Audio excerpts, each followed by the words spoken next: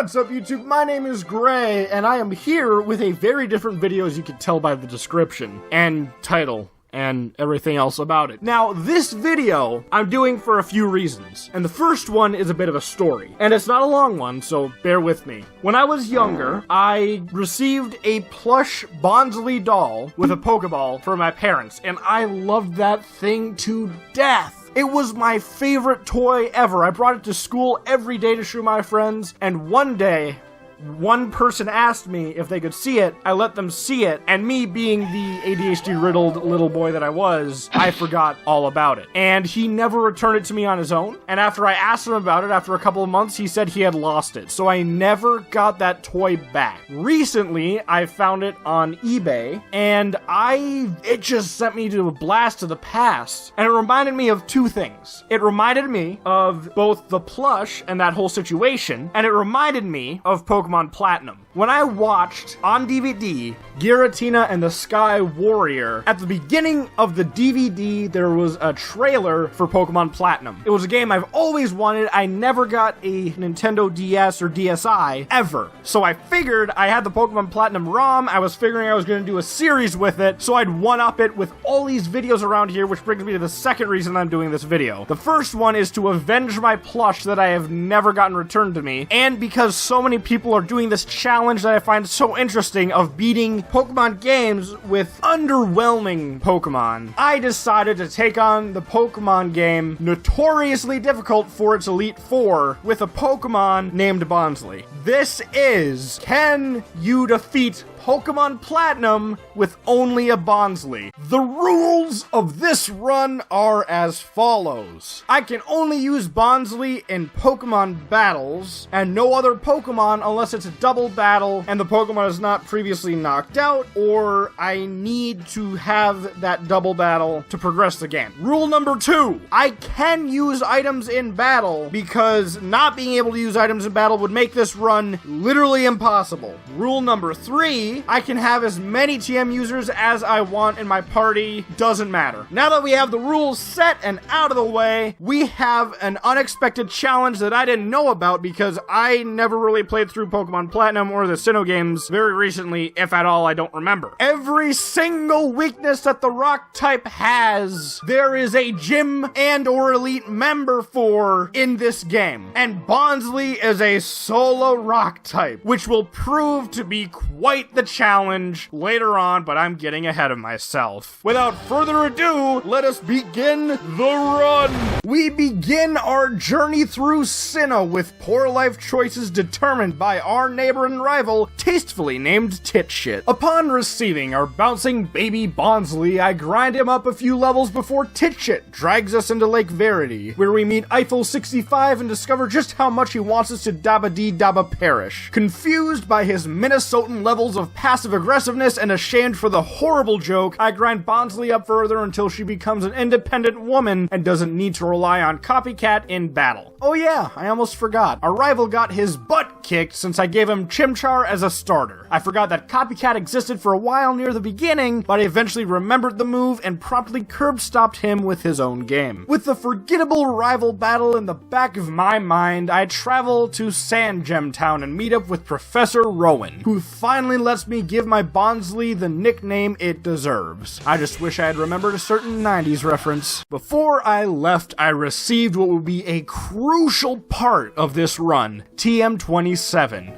Return. It wouldn't do much for the time being, seeing as the friendship with a Pokemon you just met is always pretty low, but in time its power would grow immensely. I bid Rowan farewell, ran through several errands, skipped through tutorials, grinded up some more, and was promptly rewarded with Agent Looker. After enjoying the introduction of one of my all-time favorite Pokemon characters, I hunted down some clowns and stole their coupons to get a weird watch that I still don't know how to use, moves, grinded up several levels, caught a TM slave, then roamed aimlessly for 10 minutes before finally figuring out what to do next. We found our rival on Route 203 and challenged him to a battle. His team wasn't much of an issue at this point in time. His Starly used Growl a couple of times, but seeing as I had Flail at this point and went into the fight with only a third of my full HP, it didn't do much. His Chimchar's AI didn't do very much to me either, favoring Leer over any offensive move. Titshit threw a fit as we made our way through the next route, blasting through any opposing trainers on the way to Orberg City. We find the gym, but our rival blocks the door and informs us that the gym leader isn't there. We dive into the mine, bobbing and weaving around Zubats and Geodudes, till we find Rourke and kick his booty into gear, sending him back to his gym. The first gym is always a hurdle to leap over, and this was no exception. Oh my god, they're all dead. You see, Bonsly learns Low Kick at an early level. Early enough to be learned before the first gym. Low Kick is a fighting type move that does more damage the heavier Pokemon is. Rocks are heavy, Rourke's Pokemon are heavy, fighting is good against rock, Rourke's Pokemon are rock. It kinda adds up to a lot of damage, and I one-shot his Cranidos, which is really the only thing that could do anything to me, so this fight wasn't difficult in the slightest. I just stuck to Low Kick throughout the entire fight, and I won. First try. Good start. We make our way towards Jubilife City, defeating every trainer along the way. Upon arrival, we run into Looker again, and watch as Rowan tears into two Team Galactic grunts shortly after. They proceed to attack, Dawn and I tag teaming them with zero issues. More grinding follows as we travel towards Eterna City and stop Team Galactic at the Valley Windworks along the way. We arrive at Eterna Forest and team up with a nice lost lady named Cheryl. Together we defeat trainer after trainer, duo after duo, our Bonsly growing more and more powerful before finally arriving in Eterna City. With slight difficulty, we obliterate all the trainers in Gardenia's gym. Feeling confident in my level and ability, I challenge Gardenia. My confidence was immediately erased. Her Turtwig was the main issue. I couldn't force it to flinch or one-shot it at first. No move Cherry had at the time induced flinching, and not even a crit would one-shot it. I soon discovered it had Reflect, which, being a physical attacker needing to do serious damage, gave us a massive disadvantage. I needed to be able to kill it before it used Sunny Day too, since Cherim could one-shot Bonsly with a Magical Leaf. After about 24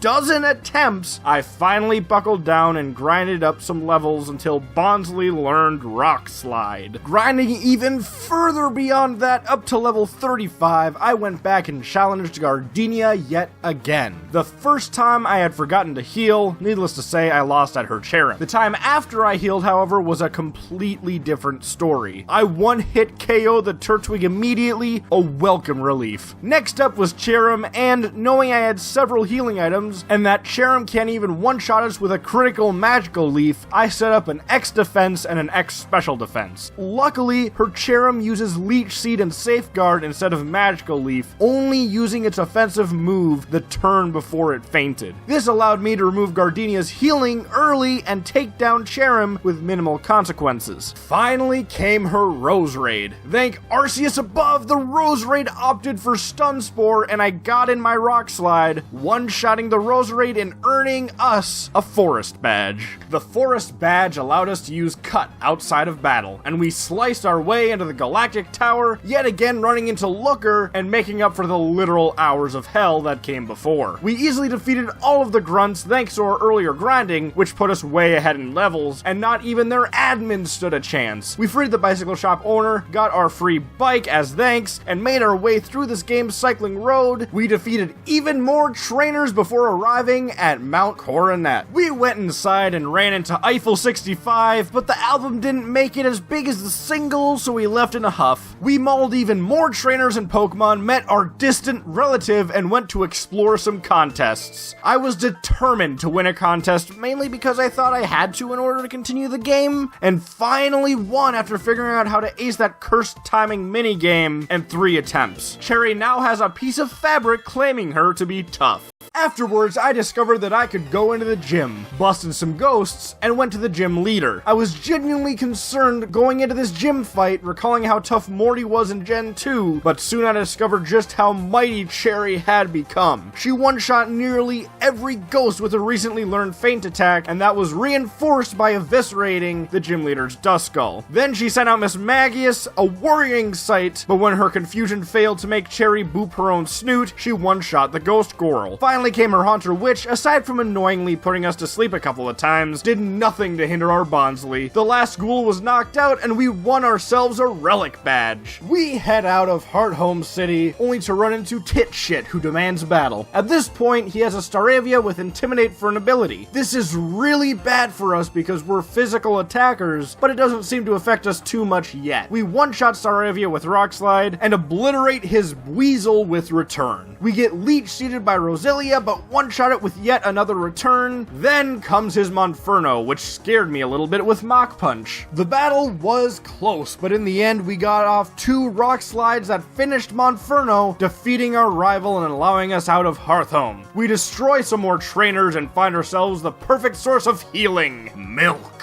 I buy over 100 bottles of it and we make our way into Veilstone City. I immediately travel to the gym and meet up with Dawn and Crasher Wake before going into the gym and nearly crapping myself. A fighting gym is the last thing Cherry needs here, but that's alright. She's mighty strong at this point, holding her own against worse threats. We box our way to the gym leader, surprisingly easily taking her down with the first attempt. Her Metadite and Machoke don't do anything to Cherry, and I am confused on why, but her Lucario comes around, which does a lot of damage to us. However, one single low kick is enough to take it down, and that's enough to earn us that win. We take our badge and traverse through some galactic grunts and grind, until I realize what I need to do to continue the story. We take our swole Bonsly into more battles, earning more wins, until we come across Pastoria City. We go towards the gym, but are intercepted by our rival, who yet again demands a battle. We unwillingly oblige, and he starts off with his cursed Staravia yet again. It's stacked a double team on top of Intimidate, a horrid combination to face, but luckily Cherry knocks it out with one well-aimed Rock Slide. Next up is Weasel, whose one shot with a turn after Aqua Jet does next to nothing to us. Titshit sent out Roselia next, who we were speed tied with. It landed a Leech Seed and Mega Drain, but we survived and finished it off with a couple returns and a feint attack. Finally comes Monferno, who, despite receiving Titshit's potion, got 3-shot with Rock Slide. Defeated, Titshit runs off and we're able to get into the gym. After yoinking victory from every trainer in there, we go up and challenge Crasher Wake himself. We begin the battle against his Gyarados, and we missed both of our Rock Slides, ruining our footage with impatience, and we died to several waterfalls. Not only that, but the Intimidate plays a huge role in difficulty here. We get incomprehensibly lucky the second time, landing 3 Rock Slides in a row and living on 1 freaking health. Next up is Wake's Quagsire, who takes advantage of our need to heal by smacking us with tons of water pulses. We eventually get our HP back to a reasonable place and KO the Quagsire with 2 returns. Finally comes his Floatzel, who scares the bejeebas out of me with Brine. I need to constantly heal Cherry to keep her above half HP or the fight is over, since Brine does double damage if you're below half health. I luckily land a Rock Slide on the Floatzel, taking a chance and using another Rock Slide before healing. We heal up after a Brine that puts us in the red, and luckily the Floatzel uses Aqua Jet, leaving us with enough health to live a second Brine.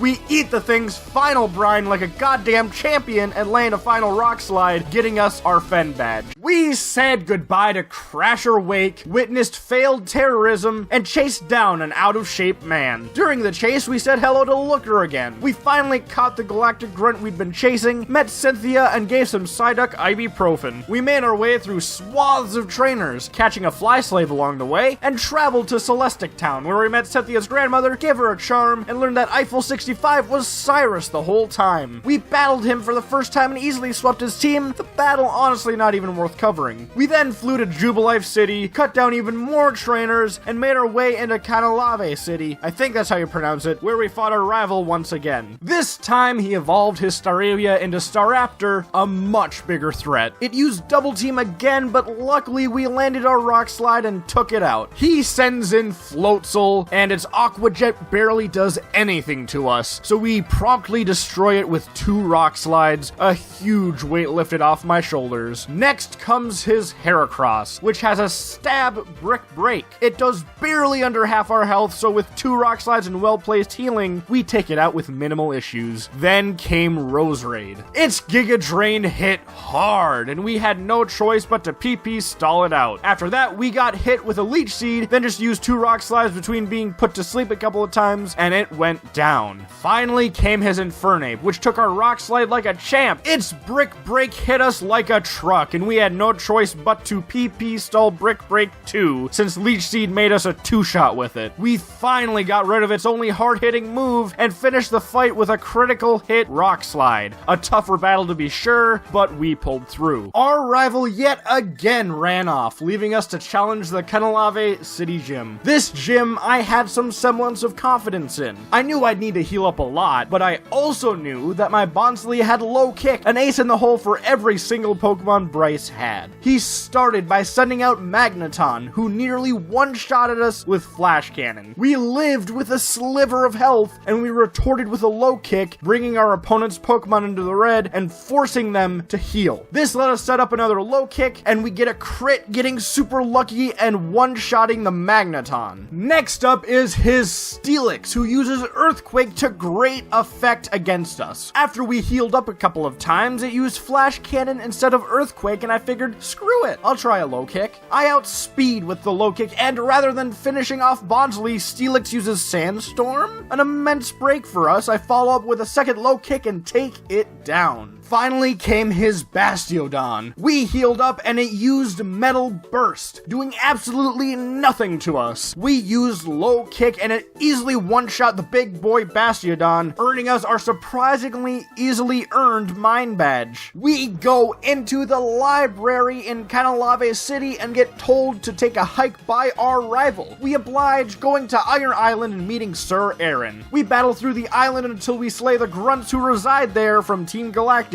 tell Aaron not to lock Lucario in the frickin' staff, and proceed back to the library where tit shit now allows us in. We meet up with Professor Rowan and talk for a bit before watching even more terrorism on TV and are sent to Lake Valor, which has been completely evaporated and where Magikarp flop freely on the ground. Team Galactic grunts provide excellent fodder for Cherry, and we go into the cave at the bottom of the lake, running into the first actually challenging Galactic fight for us, the battle with Admin Saturn. We got hit by his Golbat's Toxic and missed a couple of attacks, allowing his Bronzor to block us from our victory with Iron Defense. I reset until Toxic either missed or hit, and we hit too. I caught a lucky break and one-shot the Golbat, and his Bronzor went down with 2 low kicks, one being a crit, which bypasses his Iron Defense. Finally came his Toxicroak, which I healed up against pointlessly. The Toxic just brought my HP down whenever I heal. I used a Max Potion, the only one I had, which is the only healing item that did anything in this battle, then finished off Toxicroak with 2 returns. The battle took longer than I'd like to admit, but we did get past it eventually. After ensuring Lake Valor was clear, we went to Lake Verity to help Dawn clear out the grunts there. We found them all and beat off Mars, whose fight was laughably easy for us to win. Then came our trip further through Mount Coronet, and we beat every trainer in our way, finally coming out around Route 216. We enjoyed the beautiful weather and came out in Snowpoint City. We took at least half an hour to figure out the puzzle before finally reaching the gym leader, Candace. She started the fight with her Sneasel, which went down super easily with a low kick, followed by her Piloswine, which did diddly squat to us. One low kick made her use up her healing on Piloswine, and since we outsped, she didn't stand a chance. We followed up with 2 more low kicks, knocking the Mon out. She sent in a Bomb of Snow next, which was thankfully a one-shot with another low kick. Finally, she sent sent in her Frostlass, who used double team against us. I was scared for about 5 seconds until Rock Slide landed the first time and one-shot the spoop. We earned ourselves the Icicle badge, nearly bringing us to the end game. First, however, we had to deal with Lake Acuity, which didn't take long. We watched as our rival was wiped by another admin from Team Galactic, and he swore he'd get more powerful. We shrugged it off and roamed aimlessly for another half hour until we figured out how to get into Galactic HQ. We teamed up with Looker to investigate the place, learned of their plan to control Alt-Delete all of existence, and fought Cyrus for access to their lab to free the Lake Legends. We one-shot his Sneasel with a low kick, one-hit KO'd his Crobat with a Rock Slide, and then spammed healing next to Nightshade, before one-shotting Honchkrow with yet another Rock Slide. We were given full access to the lab, where Saturn waited for us again. This battle was much easier than the last time we fought him. We one-shot Golbat with Rock Slide, two-shot Bronzor with low kick, and two-shot his Toxicroak with Return. We had to spam heals with Toxicroak a little bit because his Brick Break did a hefty chunk of damage, but it was nothing compared to the earlier fight. Saturn stepped aside for us to free the Lake Spirits, then we hiked up Mount Coronet. Before we began our climb, Looker came by to wish us luck. Filled with determination, we hiked up and deleted every Galactic grunt in our path. We reached the summit after many fights, where we met up with Titshit and tag-teamed Galactic admins Jupiter and Mars. The fight was fairly easy, seeing as Cherry was level 70 by now, 25 levels above where she should be, and we essentially rode Rock Slide and low kick to victory. We were too late, however, as Cyrus had completed the ritual and trapped Dialga and Palkia, which made Giratina very angry and dragged Cyrus into the Distortion world.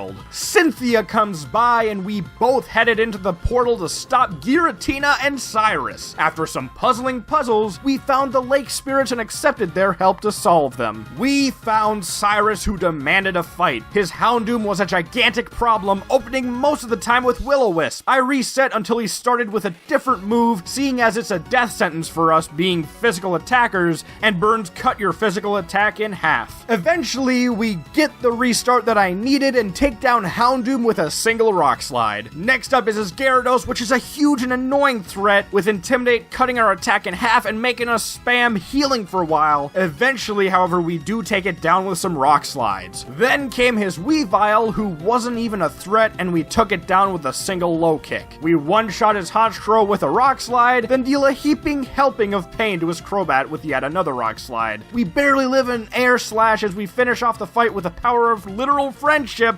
Return. Being defeated yet again, Cyrus revealed that he was emo, runs off in a huff, and we proceeded to the Giratina fight. I easily won with a couple feint attacks, and we make our way back to the real world, where we begin the journey to the final gym in Sunyshore City. We flew to Jubilife and headed towards Sunyshore from there, yet again slaughtering masses of trainers. We made it to Sunyshore City and met Flint, who wanted us to tell Volkner it'd all be okay by beating the crap out of his pets as ferociously as possible. I obliged and proceeded to shred the gym trainers and puzzles. After they were out of the way, one thing remained before we began the Pokemon League: Volkner himself. He began the fight with his Jolteon, and we threw out a Rock Slide to test the waters for damage after evading an Iron Tail, putting Jolteon in the red and wasting Volkner's healing. We followed up with a Dig, which one-shotted the Mon. He then sent out Raichu, who we one-shot with another Dig. However, we got hit with its static, so we remained paralyzed for the remainder of this battle. Then came his Electivire, who we nearly one-shot before they ate their berry and went back into yellow health, keeping Volkner from healing. We spammed Mulk while eating his Thunder Punches like a trooper, and finally found an opening to finish off Electivire with a low kick.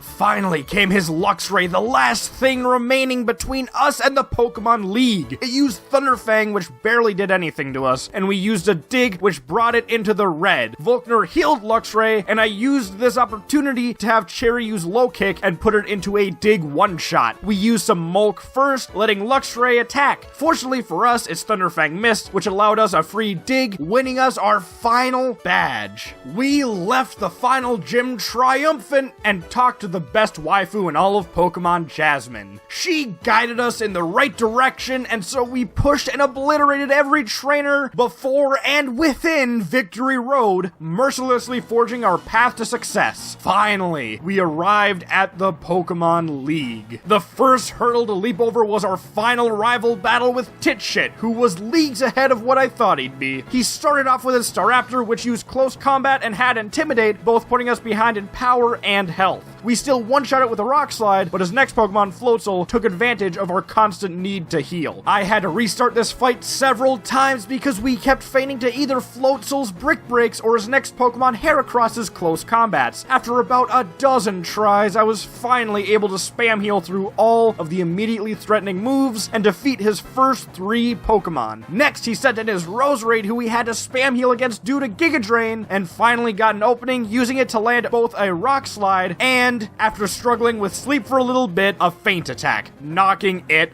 out. After that came his Infernape, who we got extremely lucky against. He kept going for Focus Blast, which gave us the perfect opening to spam Dig and 2-shot the Infernape. We finally come to his last Pokemon, Snorlax, who we very easily deal with using a couple low kicks. Our rival finally defeated for the last time, we get into the Pokemon League. This is where things get a bit more technical and a lot more difficult. Then we come to the first Elite Four member, Aaron, who puts up far more of a fight than I thought he would. I'm sensing a pattern. I save states before every Elite Four member and the champion, seeing as I already knew that certain things would have to go a specific way. A great example is his starter Pokemon, Yanmega, who opts for Double Team. I need to make sure I hit it on the first turn it's out with Rock Slide, or I'll rack up too much damage and lose the battle, not to mention waste precious PP. His next Mon is Scizor, who we opt to use Low Kick on. It's neutral, but has high base damage due to Scizor's weight, and it has high amounts of PP that we most likely will not be using. However, Scizor cannot be allowed to make us flinch with an Iron Head, or will sustain too much damage and lose the fight. Once Scizor is out of the way, he swaps to his Heracross. We need to PP stall out his close combats and pray he doesn't get a crit. If he does, we get knocked out. We only need to use one Rock Slide and it one-shots Heracross, especially with the defense debuffs from close combat. Following Scizor is Vespiquen, who I swear always evades my first Rock Slide, but we take it out with a second one, every time. It isn't a threat to us at all, and neither is his last Pokemon, Drapion. A couple digs easily erases it from existence, and the first Elite Four member is down.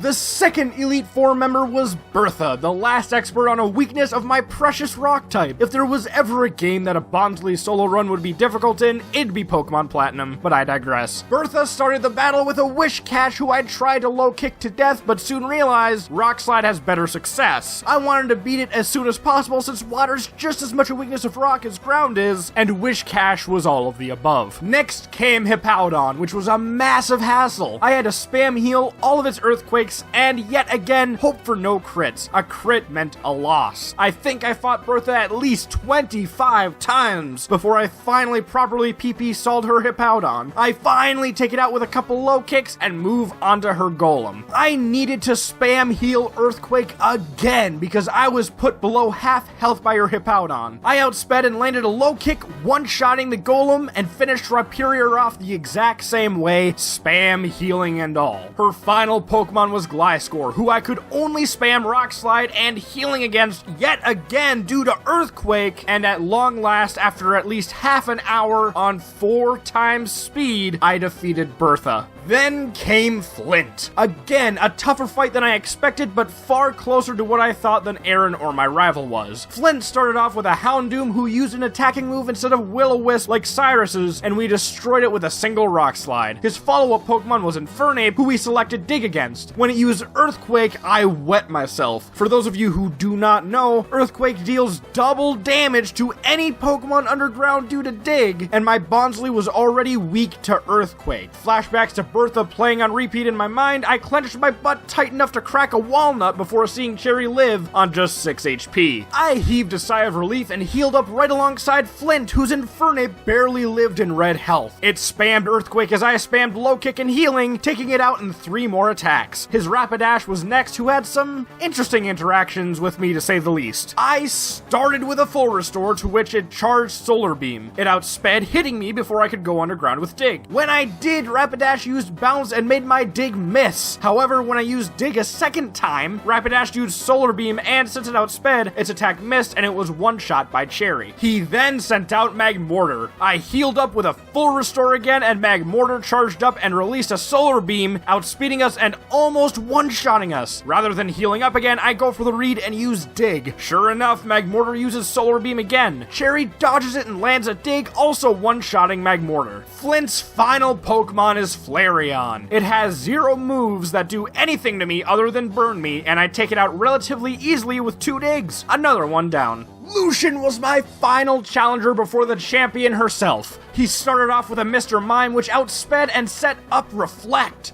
I two-shot it with Feint Attack, and Lucian then sent out Bronzong. I sighed heavily, spammed Low Kick and full restores until it was dead, and was taken aback when he sent out a Pokemon I never expected him to have, Gallade. Gallade was tricky. All I could really do was spam full restores until his moves hit low rolls that would allow me to live another hit from any attack, and between its attacks, I landed 2 digs, which eventually took it down. Then came his 4th Pokemon, Alakazam. Spam healing yet again due to Focus Blast. I finally get an opening where it misses 2 in a row and it lets me Feint Attack it, one-shotting the humongous threat. His final Pokemon was Espeon, who we also took down with a single Feint Attack. Lucian was defeated and my heart pounded in my chest. We were at Cynthia. This fight was incredibly difficult and understandably so. It's what the game was known for. I kept a single max elixir for this fight so I would have my full moveset to work with this dilemma. Her first Pokemon, Spiritomb, literally could not be allowed to do anything, having to either die to a critical rock slide or flinch and get hit by 2 consecutive rock slides. If I took any damage at all from Spiritomb, I would run out of full restores before I could PP stall out her offense. The reason why I needed every bit of my HP was due to her next Pokemon, Lucario. It easily outsped me, and its Aura Sphere had the potential to one-shot me. I needed to ensure that my low kick landed when I lived, too. It either needed to be a crit the first time or the second time it hit Lucario after she used a full restore on it. If not, it was game over. Then we got to her Milotic.